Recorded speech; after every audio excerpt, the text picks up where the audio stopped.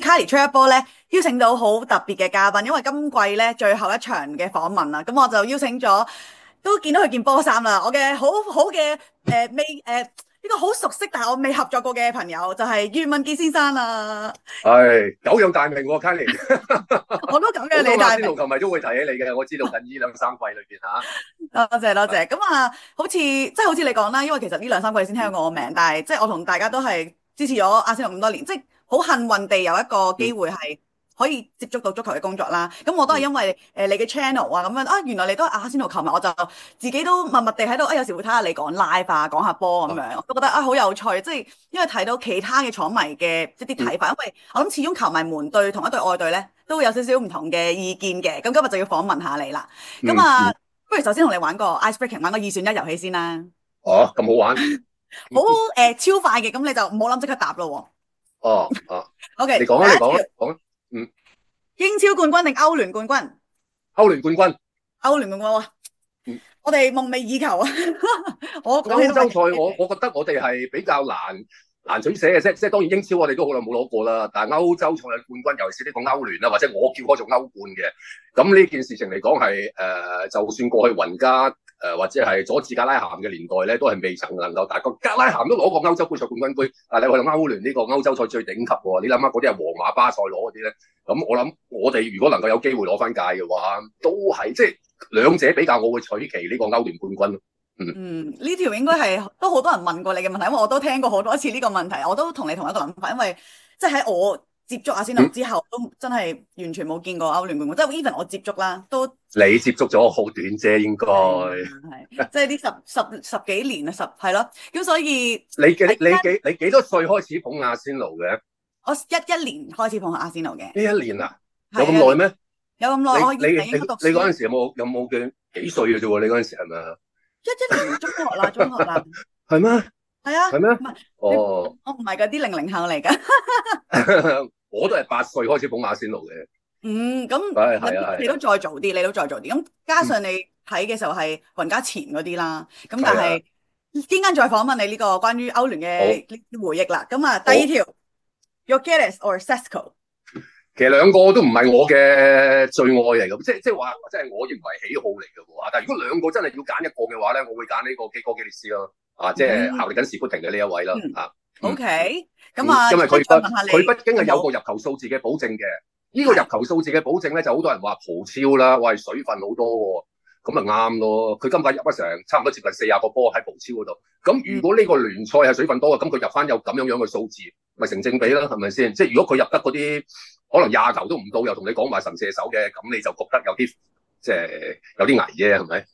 係啊係，因為始終有時有啲外國聯賽、其他聯賽過嚟英超，未必發揮到嗰個水準。咁啊，陣間我再問你睇下你有咩自己嘅心水。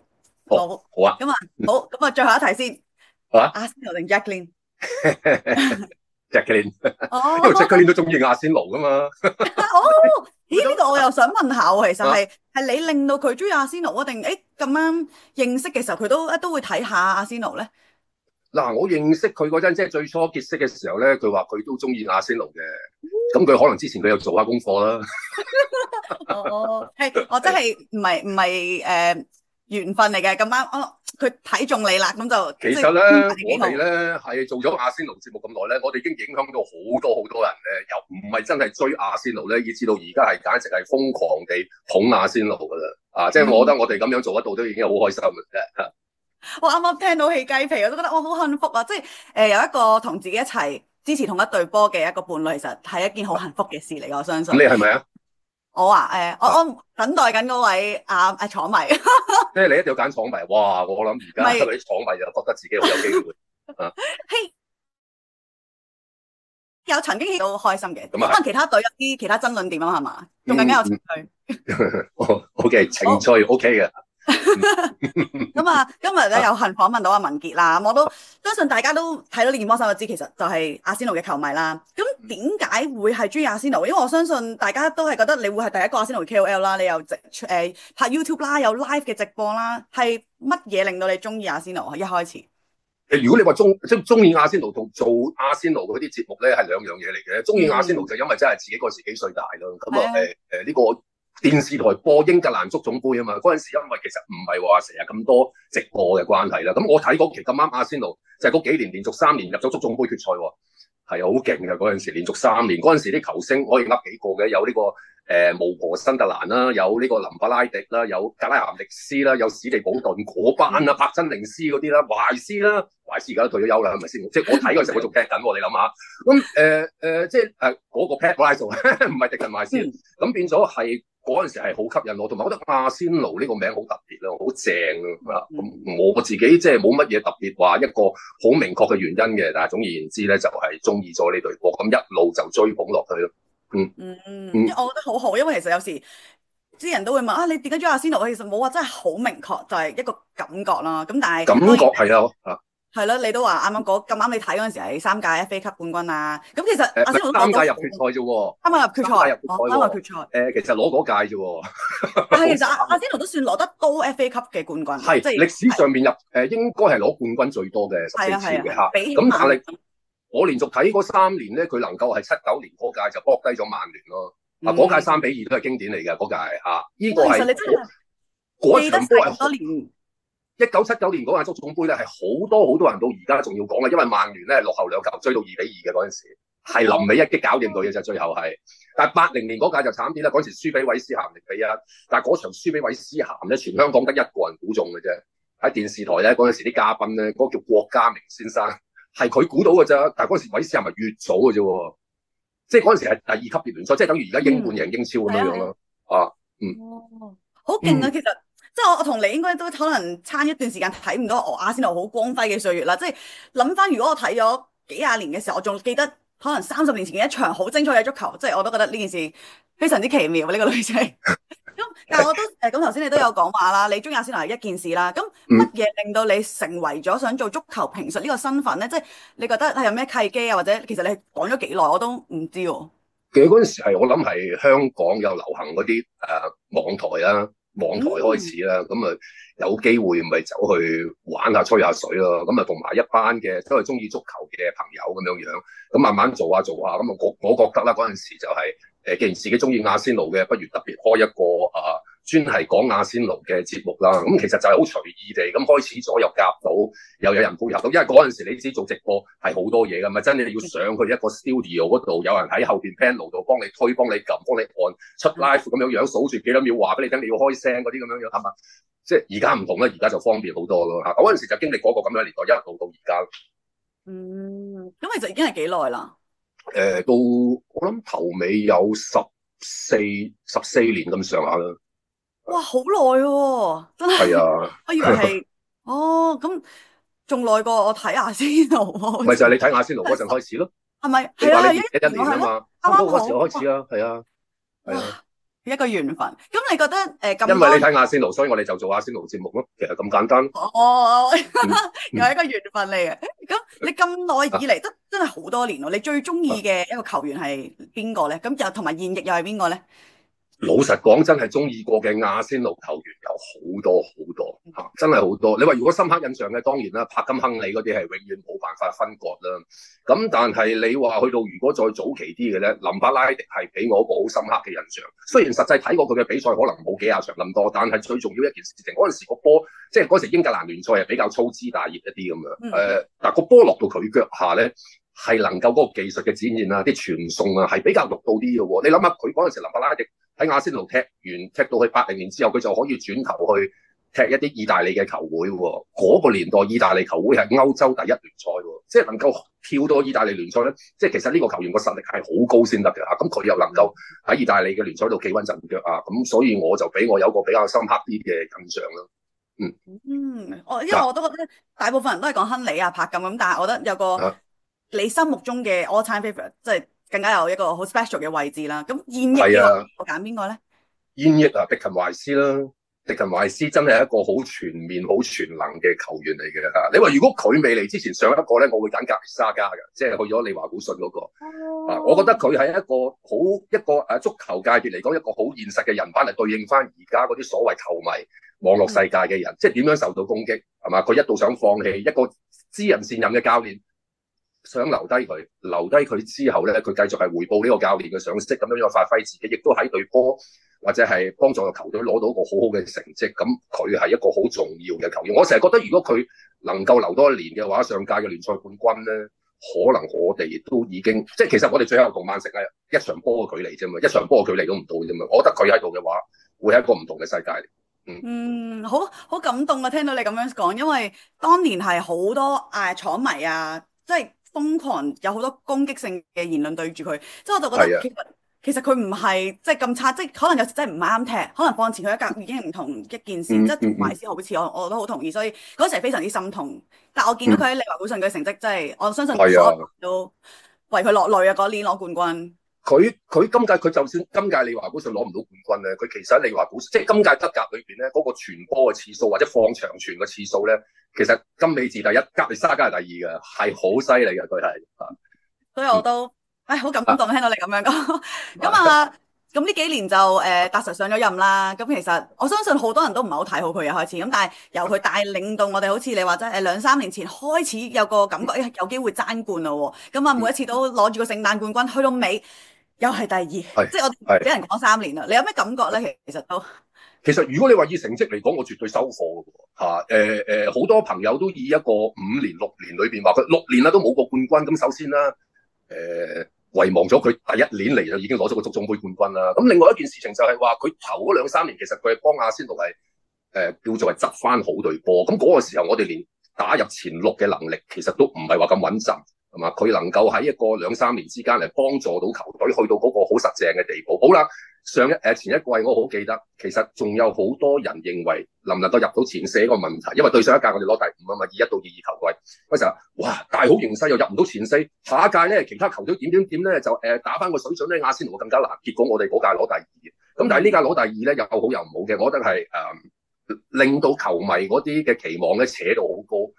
但係嗰屆攞唔到咧，我唔知你記唔記得嗰陣時，成日都有啲球迷嘅言論就係咁樣講法，就話，唉，領先咁多分，今屆都攞唔到嘅話咧，咁就冇噶啦。下屆咧又話咩車路士啊、利物浦你打翻上嚟啊，咁去到上一屆咧，就係上一屆阿仙奴更加好喎，係嘛？即係呢句説話，你會每一屆你都會聽到有人講，唉，今屆唔攞，今屆就到，哇，曼城讓晒你迪布尼啊、洛迪嗰啲咁樣樣又跌晒鑊，喂，你都攞唔到啊，咁你真係冇噶咯喎，以後咁啊仲有對利物浦上嚟，即係我覺得有陣時啲嘢就時不與我嘅，阿迪達吞呢隊波，佢唔係嗰啲救火教練，即係一嚟到即係嗰啲護級隊就最多咁嘛，一嚟到止住血先，總言之令到隊波唔好降班先嚇。嗰啲但係第2屆又可能打回原形嘅喎，咁佢唔係呢一隻，佢亦都唔係嗰啲乾地嗰啲，當年嚟到車路士第1年就攞冠軍，突然間吞嗰陣改變為3後衞，3後衞，但係你應該知道其實雲加第1年嚟亞仙奴都係用3後衞嘅嘛，唔係乾地嘅專長嚟嘅嘛呢個嚇。咁但係佢又攞到冠軍，但係3後衞嘅佢同樣第2屆佢無以為繼啦，根本上都已經係咁呢件事情啫。我覺得阿迪達係一個好大膽。佢其實真係好大膽，基本上我認為佢最危險嘅時間咧，反而佢過咗噶啦。係頭嗰2季裏邊咧最危險嘅，即係如果嗰2季佢唔得嘅話咧，或者冇一啲跡象俾球會睇得到，係真係內部嗰個架構啊一路堅實咁樣穩定翻落去嘅話咧，我相信佢係會被炒嘅。咁但係佢頭2季佢過咗啦嘛，其實而家球會一路係俾一個好高嘅期望，以後其實每一屆你都睇到嗰個嘅。喺球會嗰個發展嗰度個趨勢係越嚟越好嘅。雖然今屆喺你話進攻場面上面個表現咧，我都覺得失色咗嘅。喺某一啲嘅比賽場合上邊咧，阿迪達個調動咧，我自己都有好強烈嘅批評嘅。但係唔係淨係拎嗰幾場波出嚟去做比較，或者唔係所謂好多人口中所講嘅5年啦都冇冠軍咁樣樣。咁你就係要知道，其實佢已經係提早咗拉高咗大家嗰個嘅期望。咁而家佢喺呢個高嘅期望嗰度繼續行落去穩陣。歐洲賽我哋由8強又去到4強，呢個肯定係一個進步。連續3年亞軍冇辦法，之前嗰2屆嘅曼城咁堅挺，咁今屆嘅利物浦亦都係相當之穩定，出色穩定好緊要㗎嘛。咁我唔覺得攞唔到冠軍輸俾曼城同利物浦係一件好即係好令自己覺得真係要好頹好失望嘅事情。相反，我覺得佢起碼堅實到呢個位置先，呢個係非常之重要，真係唔簡單，而且。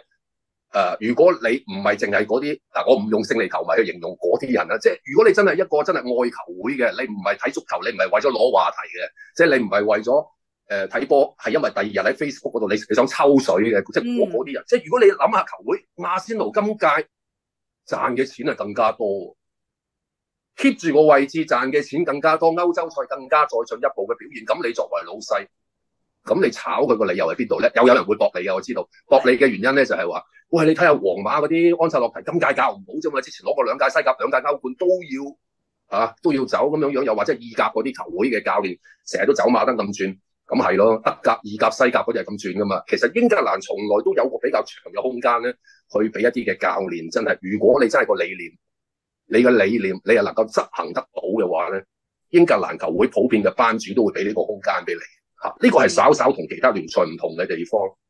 咁呢個我覺得一定有唔同嘅意見嘅每一個球迷。咁但係你啱啱講翻説，我好希望各位嘅球迷或者 even 其他球會，我都好希望佢哋會即係吸收到呢個言論，就係即係睇個 big picture，唔好有時係即係可能一兩場咧去斷定咗某個教練或者球員，其實我覺得係非常之可惜。咁但係頭先文傑都有講到啦，曼城今季冇咗阿洛迪、阿迪布尼跌咗鑊啦。咁但係其實我哋都冇好穩定啊，好似利物浦咁。你覺得阿仙奴差啲咩？有冇話嚟緊？你會覺得有啲咩改善或者一個 position 你會想去增強佢咧？其實如果先講起今屆曼城嗰個狀況啦，可以話係一隊球隊喺一個高峰咁多年，一個必然會遇上嘅一個嘅調整期嚟嘅。即係呢啲我相信任何一支球隊都會遇得到。不過佢哋今屆嗰個跌窩嘅程度係跌得幾得人驚嘅，令人哋覺得嚇。咁但係你要諗翻曼城過去嗰2屆賣走咗幾多嗰啲天王級數嘅後備啊！即係佢哋冇咗嗰班後備，其實而家嗰班後備出到嚟係唔夠照噶嘛。即係你諗下，佢哋係自我削弱緊個實力嚟同你玩英超嘅喎。其實某程度上佢係降低咗自己嚟同你玩嘅喎，即係咁樣。咁但係其實你睇翻除咗利物浦嘅咁穩定之外咧，其餘咁多隊有邊隊穩定嘅？有咯，降班嗰3隊咯，佢哋穩定地係攞唔到分啊嘛。其餘如果唔計嗰3隊，唔計利物浦，其餘包括阿仙奴在內嘅16支英超球隊，冇一隊係真正穩定。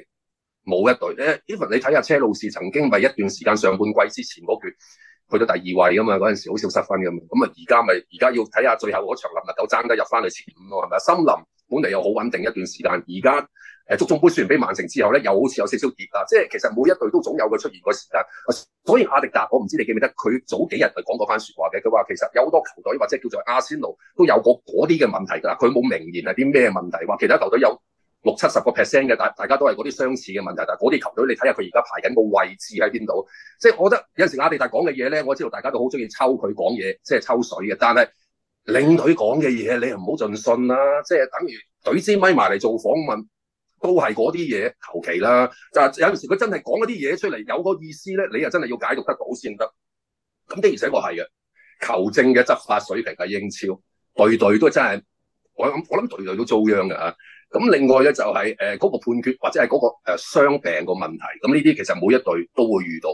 今屆最精彩，我記得官尼茅夫9個傷兵作客都可以數紐卡素4-1嗰場波啊嘛。咁有陣時傷兵唔係一個完全嘅藉口，但係都可以歸納成為一個成績唔穩定嘅因素裏邊啊，好多嘅因素加埋。咁所以我個人會認為今屆其實真係利物浦一隊做得最穩定最好咁解嘅啫嚇，就係呢一個嘅好大嘅因素。咁未來嘅發展啦，即係唔好講。對，咁你有冇話邊個 position 係你最覺得阿仙奴係要加強嘅咧？邊個位置或者有冇一個你心目中嘅球員你係好想佢過嚟阿仙奴？有嘅，但係真係有好多好多嚇。你話如果講個攻擊上面嘅全面性，咁當然會係已經適應到英超節奏嘅伊薩克咧，我相信會係大家都係，即係佢又唔使考慮嘅，但係大家又唔諗佢嘅原因，因為1億5千萬英鎊起跳嘅，就真係覺得會係一個好冒險嘅投資啦。其餘我反而會係比較睇翻咧，就睇下阿迪達下一屆會將陣中某一啲嘅球員咧擺去一啲咩嘅位置嗰度，例如史基尼係咪會唔會推翻佢上中場咧？如果推埋佢上中場咧，你個左閘位你要補充人喎。其實即係如果咁樣講咧，首要位置要補充佢咧，可能都係啲中後場嘅球員。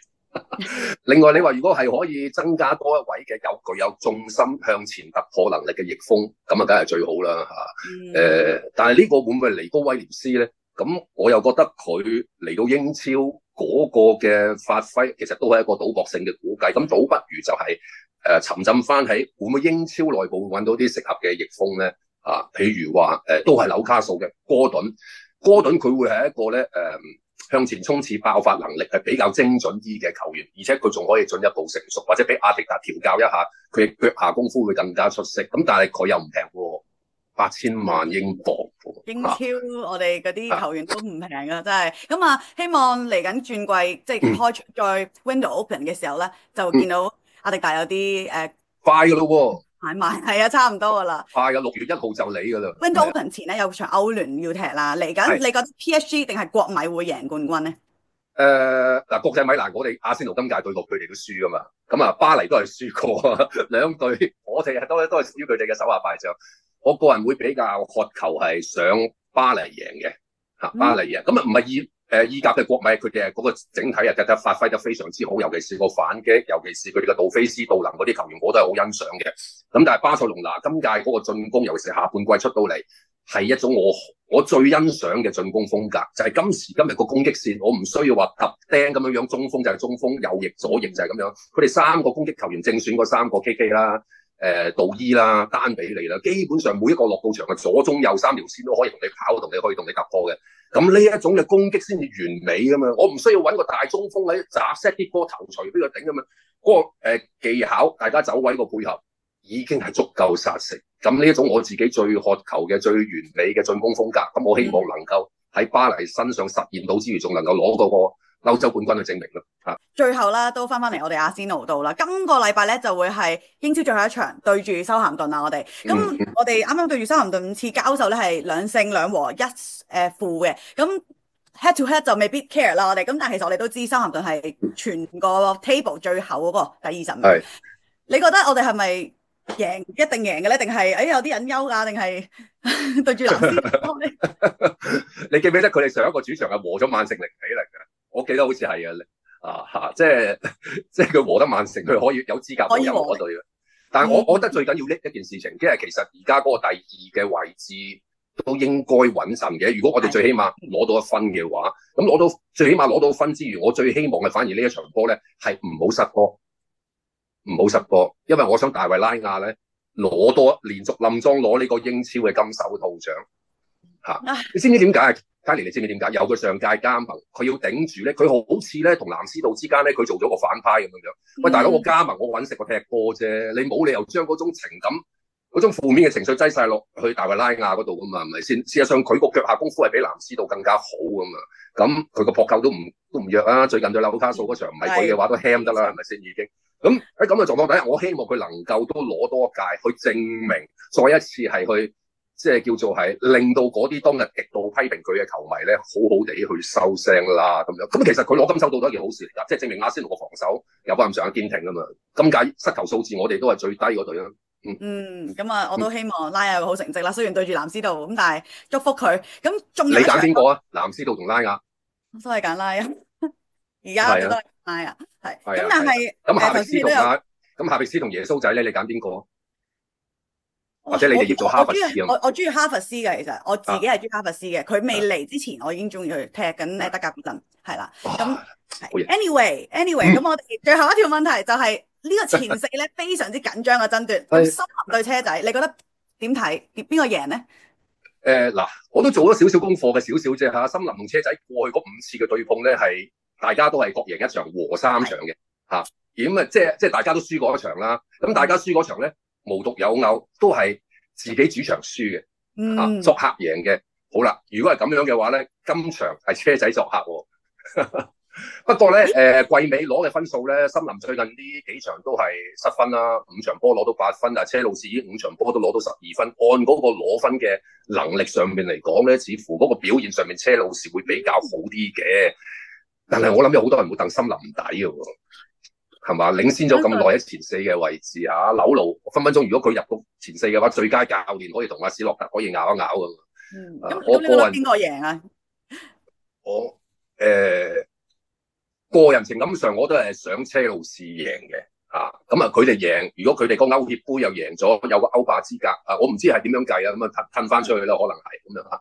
咁啊，車路士啦，車路士好玩啲嘅，如果能夠入翻去呢個歐冠嘅正賽嗰度。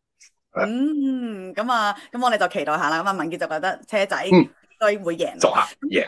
係咁啊，今日好多謝文傑啦，我第一次同你合作，我好希望有機會再同你合作啦，有機會真係見一見你，有時即係咁樣同一位前輩咁樣傾波經，我好開心，因為今日聽到好多你嘅分享啦。咁今日就多謝文傑先，咁我希望下次再見啦。咁啊，今季嘅最後一個訪問就完啦，希望下季仲有機會同大家見面咧。記得喺下面咧留言，你對呢個卡爾出一波今季有咩睇法啦，或者下季你會想見到啲咩人啊？好啦，拜拜啦，文傑，thank 拜拜。you。